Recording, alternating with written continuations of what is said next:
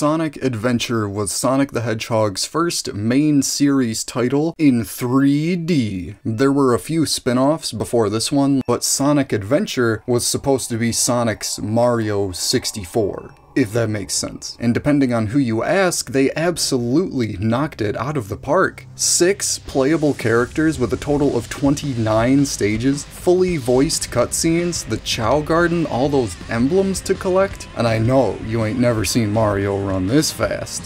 But then again, it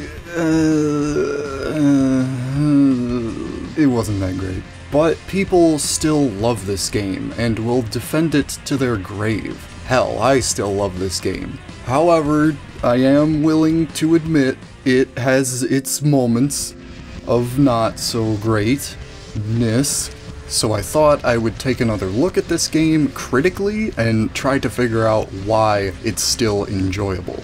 Even though it kinda sucks. Jumping right in here to the Sonic levels. I feel that these are genuinely fun when they aren't broken. Yeah, the pinball level sucks, and the airplane sucks, and the racing minigame kinda sucks, but other than that, it is fun. The homing attack was a brilliant addition to the game in order to attack enemies quickly and precisely. The light dash was a cool idea, but they didn't really perfect that until Sonic Adventure 2. Like, if I'm going along all fast and I see a line of rings, I gotta be like, oh, wait, I gotta do the thing.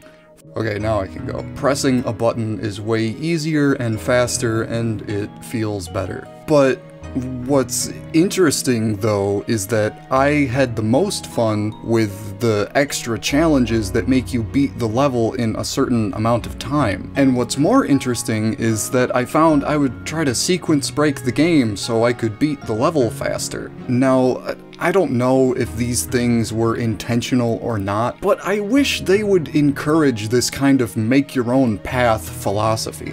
Giving Sonic a Z-axis with all that speed, but then locking him into these super fast cutscene-like sequences, it kinda defeats the purpose of giving him so much mobility. It's like Mario, right? His thing is jumping, so it wouldn't really make sense if they had like a ramp in Mario right over a bottomless pit, and all you gotta do is run forward, you hit the ramp, automatically jump over the pit, maybe land on another ramp, whatever. That's what happens in Sonic. You are given all this speed, which you can use to make crazy long jumps and run up walls and do loop-de-loops, but when it comes time to actually do these cool things, all you gotta do is push up, and the game plays itself. There's only a couple of times that wall running is implemented organically, and that hurts me, like, physically.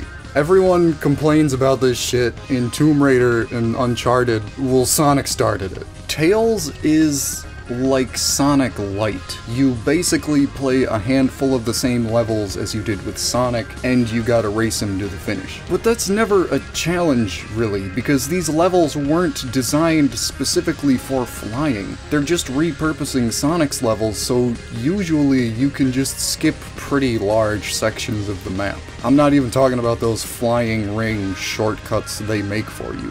Windy Valley, you can legit skip the entire level and finish it in like 35 seconds. But that's honestly my favorite part about Tails, flying around trying to sequence break again. It's fun for the wrong reasons. That being said, I think Tails' last level is by far his best. It has you racing Eggman this time in Speed Highway, and towards the end, it makes you fly like super far, and there's these moving platforms scattered all around, which is actually really good because it involves the player. Without a definite single line of platforms like you usually have, you have to be aware of your surroundings, how much flight you got left, your trajectory, which platform you're gonna land on to take off for the next one. This level is legitimately good. I just wish they encouraged flight a little more in Tails' levels, because that's his defining feature. He can fly. Okay, I'm gonna say right here, right now, I'm just gonna say it. The Knuckles levels aren't that bad. For those that don't know, Knuckles in Sonic Adventure 1 and 2 had these levels where you wander around the map playing hot-cold to find pieces of the Master Emerald because it broke and you gotta put it back together. And yeah, it's a little boring, but it's not unbearable. See, the problem arises a bit later in Sonic Adventure 2 when the maps start to get crazy big or otherwise maze-like, where you're in one room and you're beeping off the hook, but you can't find it because it's actually in a different room that connects to a different hallway branching off of another room that's accessed by a secret portal over here on the other side of the map. That's kind of bullshit. But in Sonic Adventure 1, they usually kept it to one decent-sized room with just a few branches coming off of it. Luckily, there weren't too many emerald placements that required you to go to the top of the level to find this switch and go through some secret door. Like, how was I even supposed to find this? But at least the hints in Sonic Adventure 1 point you to the actual place where it is, except the camera is pretty bad and Tikal just zooms away, you can't really see. But if you use your radar and you look around, like, it's not that bad once you learn how to do it. Could they have chosen a better gimmick for Knuckles' levels? Maybe. But to attempt to fix this issue, I think we need more abilities to be able to sense the piece of the emerald than just some blinky thing. Plus, a map in the corner of the screen couldn't hurt. Or maybe like a map that expands as you explore the area so you know where you've already been. I don't know, there's a lot wrong with Knuckles, but he's not the worst character in the game. I'll get to that, don't you worry. Amy is slow and boring and a girl. She has a hammer, so I guess that's cool. It's another dramatic shift in pacing for this game. It's a lot slower and there's more focus on platforming and, for lack of a better term, puzzle solving. But there's this annoying robot that chases you everywhere so you can't relax, and the whole thing feels a lot less fun because of it. Although, Amy has the coolest move in the entire game. I don't know if it actually has a name, but if you're running with your hammer out, you can swing your hammer and you get like a super hammer jump. And it's this little mobility advancement that makes me wish they had pushed just a bit harder with the platforming in Amy's levels and gotten rid of the goddamn robot. Could you imagine, like, this line of enemies like Sonic has with his homing attack, but with Amy you have to carefully move toward each one and use your hammer to bounce off of them, and maybe give Amy a wall jump while we're at it. More platforming tropes. Why not? But at the end of the day, Amy has 3 stages and a boss, and the platforming isn't that fun with her because she's just so damn slow. And the one thing that's special about her is her hammer, which is presented mainly as an awful method of attack. Big the Cat is a fishing game. Let's just take a quick minute here. Look at this. Okay, now look at this. This is the same game. I don't know who decided to make Big the Cat a thing. He doesn't even look like a cat. He's just some fantasy creature. Purple. And it's not even a good fishing game. Catching Froggy is ridiculously easy. You just find him in the water, cast your line, and when he's biting, push down. They don't actually tell you that in the actual game, but I couldn't catch him, and so I went to the how to play section, and yeah, you push down. Furthermore, this is the boss of Big's levels. Ready? Don't blink because you might miss it.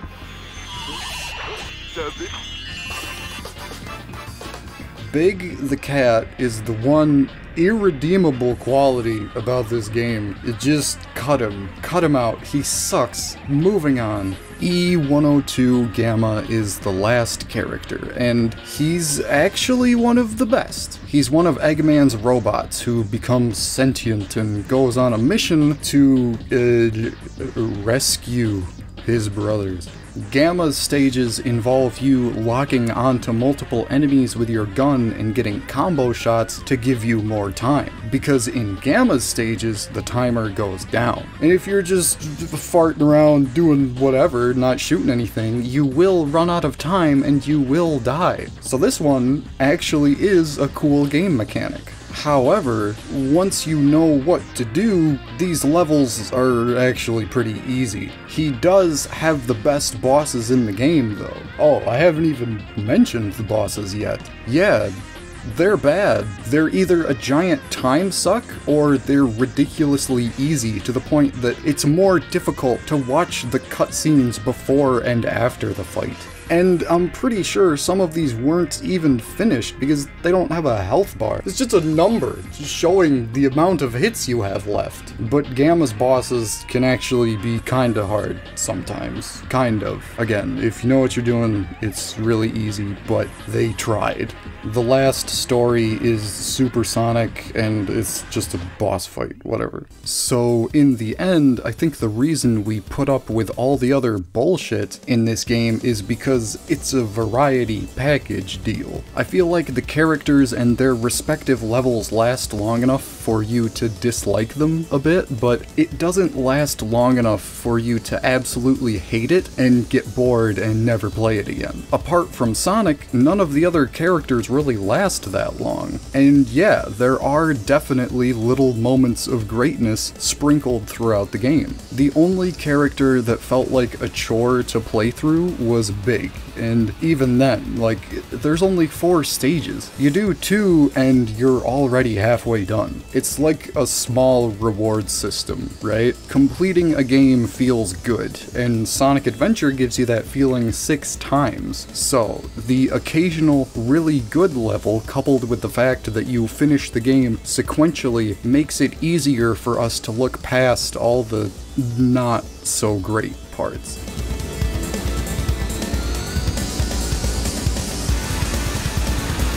Or it's just nostalgia. I don't know. If you want to watch me play Sonic Adventure and ramble on about nonsense, you can totally do that, because starting today, I'm uploading an episode of that every week. Anyways, thanks again. Here's some other videos you could check out. Have a nice day.